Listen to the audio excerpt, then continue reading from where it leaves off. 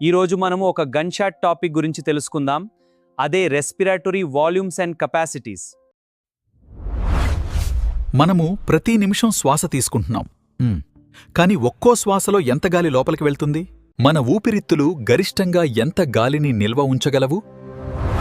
ఇవే respiratory volumes మరియు capacities.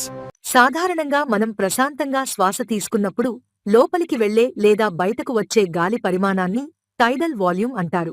దీనిని టీవీ అని సూచిస్తారు. ఒక ఆరోగ్యవంతమైన వ్యక్తిలో ఇది సుమారు 500 మిల్లీలీటర్లు. సాధారణ శ్వాస తర్వాత మనం ఇంకా బలంగా గాలిని లోపలికి తీసుకోవచ్చు.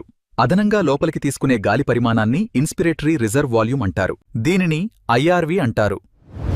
ఇది సుమారు 2500 నుండి 3000 మిల్లీలీటర్ల వరకు ఉంటుంది. సాధారణంగా గాలిని బయటకు వదిలిన తర్వాత కూడా మనం ఇంకా బలంగా గాలిని బయటకు పంపగలం. ఈ అదనపు గాలి పరిమాణాన్ని ఎక్స్పిరేటరీ రిజర్వ్ వాల్యూమ్ లేదా ఈఆర్వి అంటారు.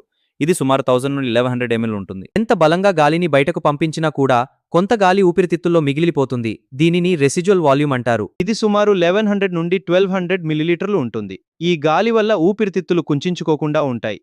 ఇప్పుడు మనం ఈ వాల్యూమ్లను కలపడం ద్వారా ఏర్పడే కెపాసిటీల గురించి తెలుసుకుందాం.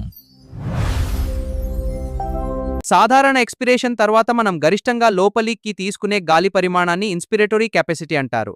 Inspiratory capacity is equal to tidal volume plus inspiratory reserve volume. ఇది సుమారు 3000 నుండి 3500 మిల్లీలీటర్లు ఉంటుంది.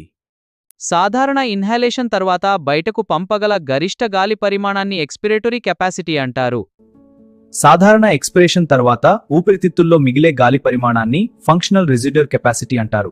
ఇది ఈఆర్వి ప్లస్ ఆర్వి. ఒక వ్యక్తి గరిష్టంగా లోపలికి గాలి తీసుకుని గరిష్టంగా బయటకు పంపగల గాలి పరిమాణాన్ని వైటల్ కెపాసిటీ అంటారు. ఇది చాలా ముఖ్యమైన కెపాసిటీ.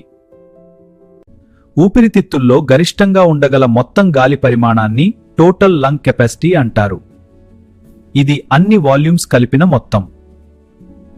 ఈ రెస్పిరేటరీ వాల్యూమ్స్ మరియు కెపాసిటీస్ ను కొలిచే పరికరాన్ని స్పైరోమీటర్ అంటారు. ఈ పరీక్షను స్పైరోమెట్రీ అంటారు. ఒక్కసారి ఈ చార్ట్ను జాగ్రత్తగా చదివి ముఖ్యమైన పాయింట్స్ను రివైజ్ చేసుకోండి. నీట్లో ఇది చాలా ముఖ్యమైన కాన్సెప్ట్.